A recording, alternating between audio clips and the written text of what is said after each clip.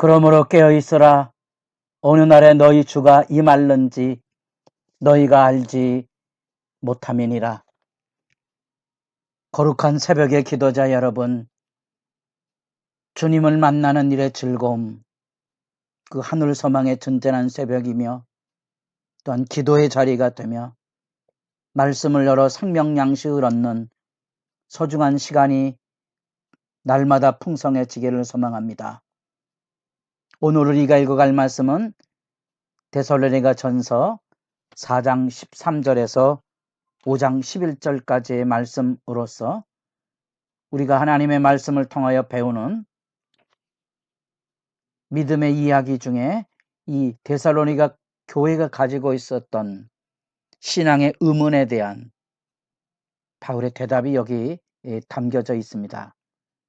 그 대답의 실체 안에는 짧은 기간 동안 신앙 양육을 받았던 이 데살로니가 교회가 겪는 초신자들의 현실적인 갈등, 특별히 핍박이나 박해로 인하여 자칫 죽음을 당했을 경우 또는 예수를 믿어 구원에 이르고 하나님의 나라의 소망을 가지게 됐는데 그만 죽음의 문제에 맞닥뜨리게 될 때에 과연 이들은 어떻게 될 것인가?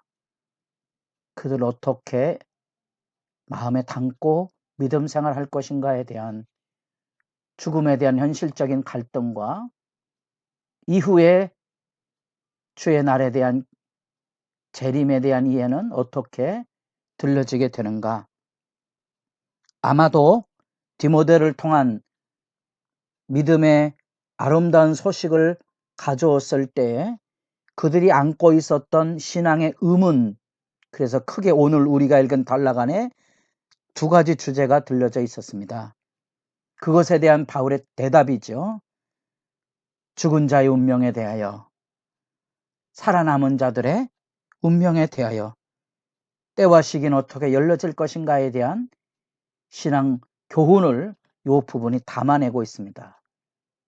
이런 부분은 오늘날 우리들에게는 거의 잊혀진 주제처럼 어찌면 마음 아린 주제이기도 합니다.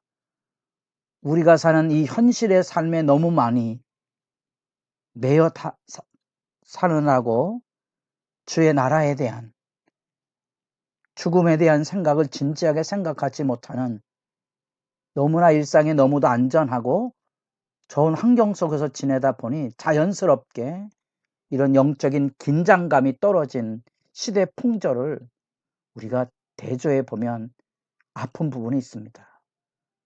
이전에 춥고 배고프던 한 세대 전만 해도 절박한 믿음의 주제 안에 천국이 생생히 우리 일상 안에 들어와 있었는데 이젠 죽어도 다시 산다는 영광의 찬송을 힘차게 불렀고 장례를 치르면서 그 어두운 밤을 함께 찬송을 불러가며 기다렸던 그 열정을 우리 시대에는 거의 잃어버리고 말았죠.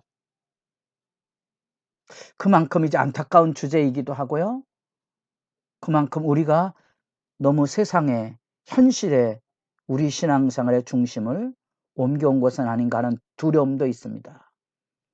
그러나 경건한 믿음의 사람들이 느끼는 실체적인 신앙의 갈등은 바로 그것입니다. 죽음을 어떻게 이해하고 받아들일 거냐. 예수 믿다 죽으면 뜻밖의 핍박이나 환난을 통하여 일찍 죽음을 맞이하게 될 경우 얼마나 허무할까. 이들의 운명을 어떻게 될까. 그 절박한 주제일 수밖에 없는 거지요. 그에 대한 바울의 설명이 거기 들려지고 있습니다. 그 출발은 슬퍼하지 말라는 거죠.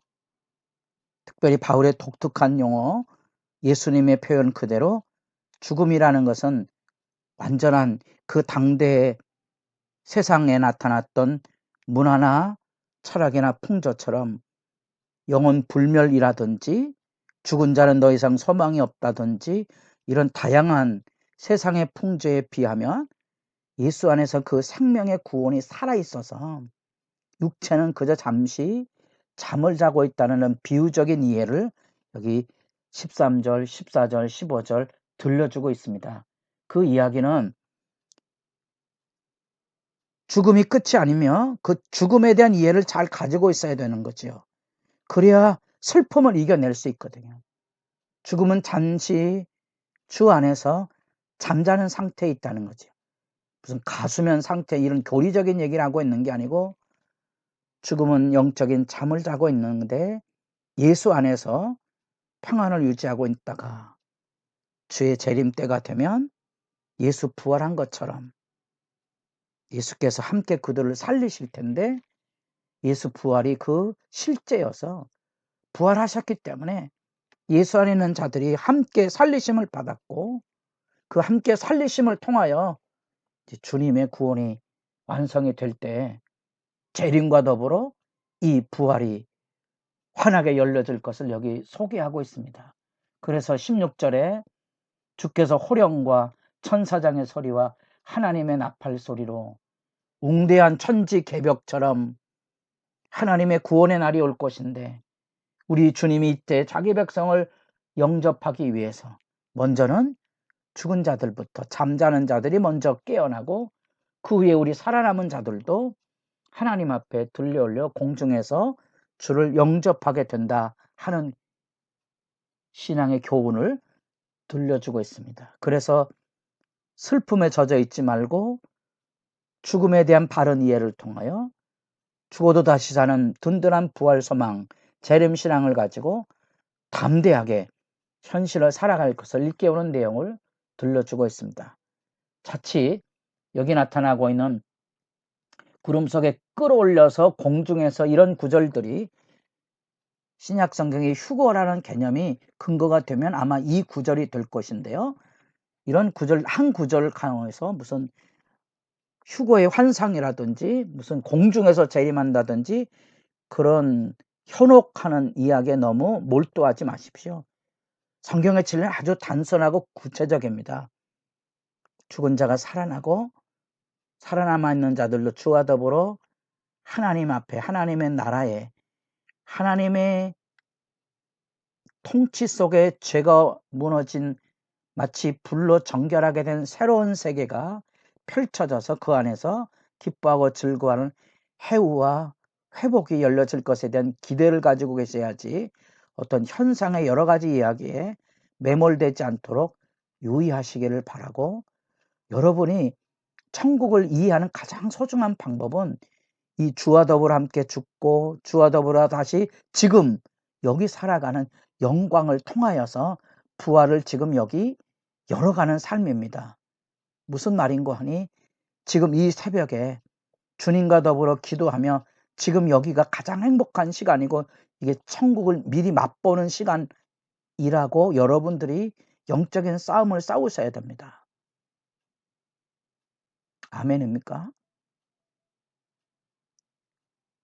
여러분의 삶의 자리인 가정 안에서 사랑의 교제를 아름답게 누려가면서 천국이 이보다 더 아름다울 수 있을까? 그 싸움을 하는 겁니다. 그 천국을 만들어가는 겁니다. 거룩한 전쟁입니다. 얼마나 많은 갈등과 아픔, 이해하기 어려운 고통과 아픔을 겪습니까? 이겨내고 계십니까? 그 실제를 신앙의 실제를 분명히 가지고 계셔야 되고요. 하나님이 세우신 가족 공동체, 두 번째 얼마나 여러분들은 교회를 이런 천국의 시각을 가지고 실제로서 예수 그리스도와 더불어 함께 죽고 다시 산 천국의 영광 안에서 교제하고 만나고 있는가? 그게 재림신앙의 실제입니다. 재림신앙을 환상으로 갖지 마시고 재림신앙을 믿음 앞에 함께 울고 울었던 교회 안에서 확인해 가십시오.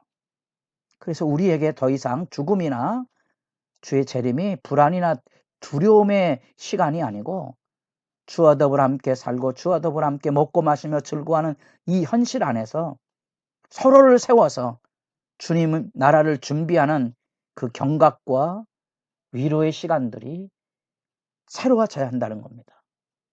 그래서 우리에게 필요한 것은 5장 7절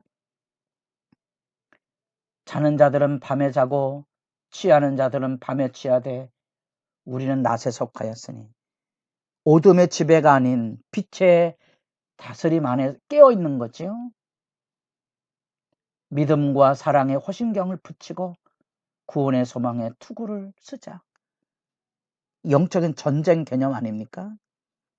여러분의 삶 안에 영원한 불안으로 다가와 있는 죽음을 넘어서는 신앙의 실제, 우리의 죽음을 하나님의 나라로 소풍을 가는 그 건너감의 여유.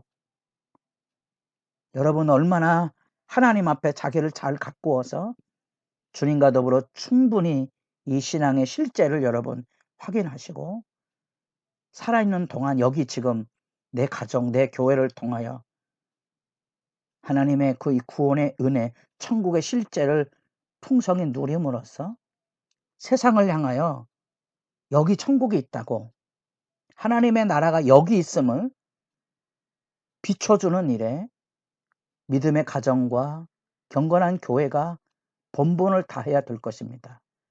그래야 이게 우리 신앙의 책임이 생생합니다.